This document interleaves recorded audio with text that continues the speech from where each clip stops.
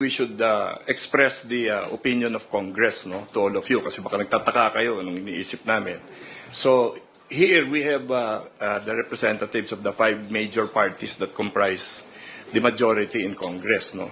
I guess dito pa lang makikita natin that may message na talaga that the majority is solid in Congress, na hindi kami nalilito or nagugulat din sa mga sinasabing mga inventong kwento.